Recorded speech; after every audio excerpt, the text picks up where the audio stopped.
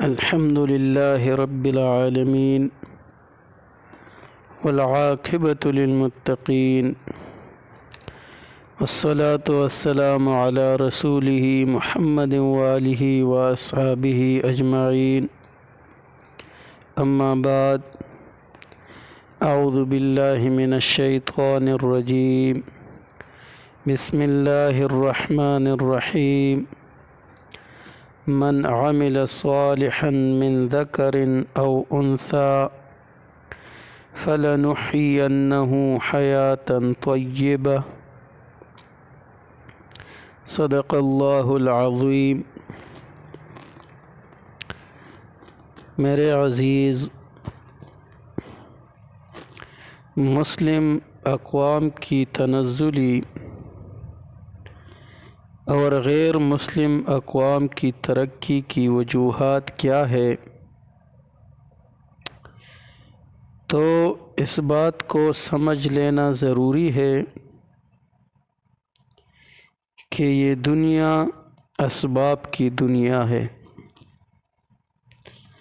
اگر یہ باتیں غیر مسلموں نے حاصل کر کے ان پر عمل کرنا شروع کر دیا تو اللہ تعالیٰ نے ان کو دنیا میں ترقی دے دی، اگرچہ آخرت میں تو ان کا کوئی حصہ نہیں، لیکن معاشرت کے وہ آداب جو ہمیں محمد الرسول اللہ صلی اللہ علیہ وآلہ وسلم نے سکھائے تھے، ان آداب کو انہوں نے اختیار کر لیا تو اللہ تعالیٰ نے ان کو ترقی دے دی۔ لہذا یہ اعتراض تو کر دیا کہ ہم مسلمان ہیں، کلمہ پڑھتے ہیں، ایمان کا اقرار کرتے ہیں، اس کے باوجود دنیا میں ہم ذلیل و خوار ہو رہے ہیں، دوسرے لوگ غیر مسلم ہونے کے باوجود ترقی کر رہے ہیں، لیکن یہ نہیں دیکھا کہ ان غیر مسلموں کا یہ حال ہے کہ وہ تجارت میں جھوٹ نہیں بولیں گے، امانت اور دیانت سے کام کریں گے، جس کے نتیجے میں اللہ تعالیٰ نے ان کی تجارت چمکا دی، لیکن مسلمانوں نے ان چیزوں کو چھوڑ دیا اور دین کو مسجد اور مدرسے تک محدود کر کے بیٹھ گیا، زندگی کی باقی چیزوں کو دین سے خارج کر دیا، جس کا نتیجہ یہ ہے کہ اپنے دین سے بھی دور ہو گئے اور دنیا میں بھی ذلیل و خوار ہو گئے، حالانکہ حضور اقدس صلی اللہ علیہ وآلہ وسلم نے یہ سب تعلیمات ہمیں عطا فرمائیں تاکہ ہم ان کو اپنی زندگی کے اندر اپنائیں اور ان کو دین کا حصہ سمجھیں۔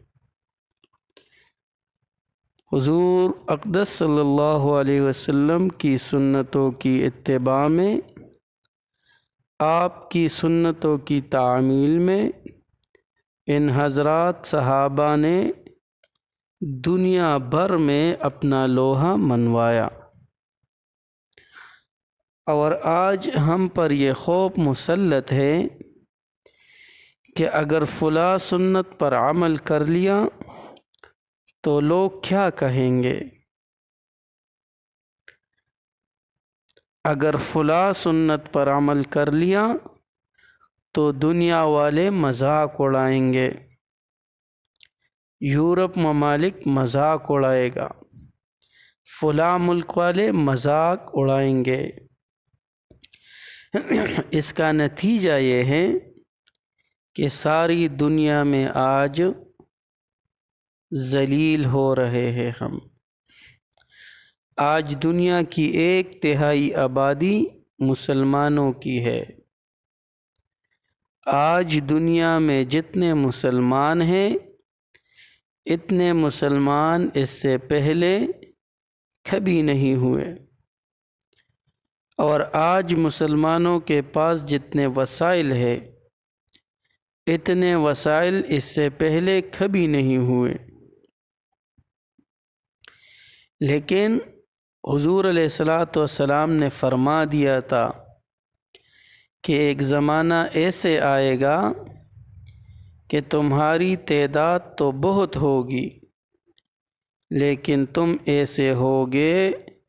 جیسے سیلاب میں بہتے ہوئے تنکے ہوتے ہیں، جن کا اپنا کوئی اختیار نہیں ہوتا۔ آج ہمارا یہ حال ہے کہ اپنے دشمنوں کو راضی کرنے کے لیے اپنا سب کچھ قربان کر دیا، اپنے اخلاق چھوڑ دیے، اپنے اعمال چھوڑے، اپنی سیرتیں چھوڑی، اپنے کردار چھوڑے، اور اپنے صورت تک بدل ڈالی۔ سر سے لے کر پاؤں تک ان کی نقل اتار کر یہ دکھا دیا کہ ہم تمہارے غلام ہیں، لیکن وہ پھر بھی خوش نہیں ہیں اور روزانہ پٹھائی کرتے ہیں، کبھی اسرائیل، کبھی کوئی اور ملک۔ لہٰذا ایک مسلمان جب حضور اقدس صلی اللہ علیہ وآلہ وسلم کی سنت چھوڑ دے گا تو یہ بات خوب یاد رکھو، اس کے لیے ذلت کے سوا کچھ نہیں۔ یہ ایک مشہور شاعر اسد ملتانی مرحوم سے گزرے ہیں، انہوں نے بڑے اچھے حکیمانہ شعر کہے ہیں۔ وہ کہتے ہیں، کسی کا آستانہ اونچا ہے اتنا کہ سر جھک کر بھی اونچا ہی رہے گا، ہنس جانے سے جب تک تم ڈرو گے زمانہ تم پر ہنستا ہی رہے گا۔ یعنی جب تک تم اس بات سے ڈرو گے کہ فلاں ہنسے گا، فلاں مذاق اڑائے گا، تو زمانہ ہنستا ہی رہے گا، اور دیکھ لو کہ ہنس رہا ہے۔ اور اگر تم نے نبی کریم صلی اللہ علیہ وآلہ وسلم کی قدم مبارک پر اپنا سر رکھ دیا اور آپ کی سنتوں کی اتباع کر لی، تو پھر دیکھو کہ دنیا تمہاری کیسی عزت کرتی ہے۔ ایک زمانہ وہ تھا جب مسلمانوں کی یہ شیوا تھا کہ تجارت بالکل صاف ستھری ہو، اس میں دیانت اور امانت ہو، دھوکہ اور فریب نہ ہو، ملاوٹ نہ ہو۔ آج مسلمانوں نے تو ان چیزوں کو چھوڑ دیا، اور انگریزوں اور غیر مسلموں مغربی اقوام نے ان چیزوں کو اپنی تجارت میں اختیار کر لیا۔ تو اس کا نتیجہ یہ ہوا کہ ان کی تجارت کو فروغ ہو رہا ہے، ان کو تو ترقی مل رہی ہے، دنیا پر چھا گئے۔ حضرت مفتی محمد شفیع رحمہ اللہ کے والد صاحب فرمایا کرتے تھے کہ یاد رکھو، باطل کے اندر کبھی ابھرنے اور ترقی کرنے کی طاقت ہی نہیں، اس لیے کہ قرآن کریم کا صاف ارشاد ہے، ان الباطل کان زہوقا، یعنی باطل تو مٹنے کے لیے آیا ہے۔ لیکن اگر کبھی تمہیں یہ نظر آئے کہ کوئی باطل ترقی کر رہا ہے، ابھر رہا ہے، تو سمجھ لو کہ کوئی حق چیز اس کے ساتھ لگ گئی ہے۔ تو یہ ترقی کا اصل راز ہے، اور اس حق چیز نے اس کو ابھار دیا ہے۔ لہٰذا یہ باطل لوگ جو خدا پر ایمان نہیں رکھتے، آخرت پر ایمان نہیں رکھتے، محمد رسول اللہ صلی اللہ علیہ وسلم پر ایمان نہیں رکھتے۔ اس کا تقاضا تو یہ تھا کہ ان کو دنیا کے اندر بھی ذلیل و رسوا کر دیا جاتا، لیکن کچھ حق چیزیں ان کے ساتھ لگ گئیں، وہ امانت اور دیانت،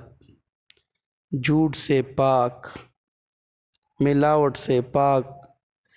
جو حضور اقدس صلی اللہ علیہ وآلہ وسلم نے ہمیں سکھائی تھی، وہ انہوں نے اختیار کر لی۔ اس کے نتیجے میں اللہ تعالیٰ نے ان کی تجارت کو ترقی عطا فرمائی۔ آج وہ پوری دنیا پر چھا گئے، اور ہم نے تھوڑے سے نفع کے خاطر امانت اور دیانت کو چھوڑ دیا، اور دھوکہ فریب کو اختیار کر لیا، اور یہ نہ سوچا کہ یہ دھوکہ فریب آگے چل کر ہماری اپنی تجارت کو تباہ و برباد کر دے گا۔ مسلمان ایک طرح امتیاز یہ ہے کہ وہ تجارت میں کبھی دھوکہ اور فریب نہیں دیتا، ناپ تول میں کبھی کمی نہیں کرتا، کبھی ملاوٹ نہیں کرتا، امانت اور دیانت کو کبھی ہاتھ سے نہیں جانے دیتا۔ حضور اقدس صلی اللہ علیہ وآلہ وسلم نے دنیا کے سامنے ایسا ہی معاشرہ پیش کیا، اور صحابہ کرام کی شکل میں ایسی ہی لوگ تیار کیے، جنہوں نے تجارت میں بڑے سے بڑے نقصان کو گوارا کر لیا، لیکن دھوکہ اور فریب دینے کو گوارا نہیں کیا، جس کا نتیجہ یہ ہوا کہ اللہ تعالیٰ نے ان کی تجارت بھی چمکائی اور ان کی سیاست بھی چمکائی، ان کا بول بالا کیا، اور انہوں نے دنیا سے اپنی طاقت اور قوت کا لوہا منوایا۔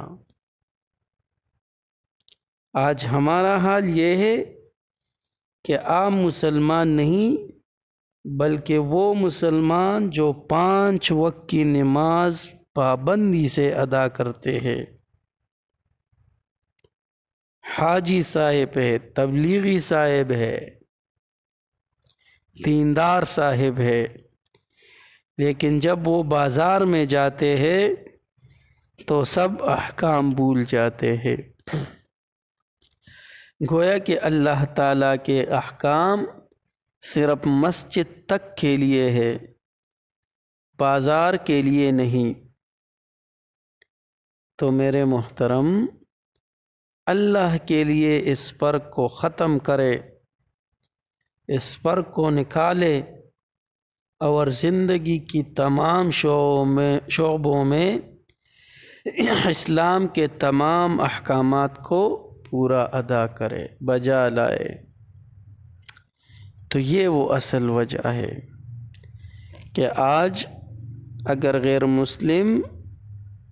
دنیا کی تجارت پر چھا گئے ہیں تو اس کی اصل وجہ ان کی زندگی میں وہ صفات کا آنا جو صفات اللہ کے رسول نے ہمیں سکھائے تھے، وہ صفات ان کی زندگی میں آئے۔ جھوٹ نہیں بولتے، دھوکہ نہیں کرتے، دیانت سے کام کرتے ہیں، خیانت سے اپنے آپ کو بچاتے ہیں۔ تو اصل وجہ یہ ہے۔ تو اگر ہم چاہتے ہیں کہ ہم بھی ترقی کریں تو اس کے لیے اپنے تجارت، اپنے تمام معاملات سے جو خلاف دین ہے، خلاف شریعت ہے، ان کو نکالنا ہوگا۔ جو موافق دین ہے وہ اپنی زندگی میں لانا ہوگا۔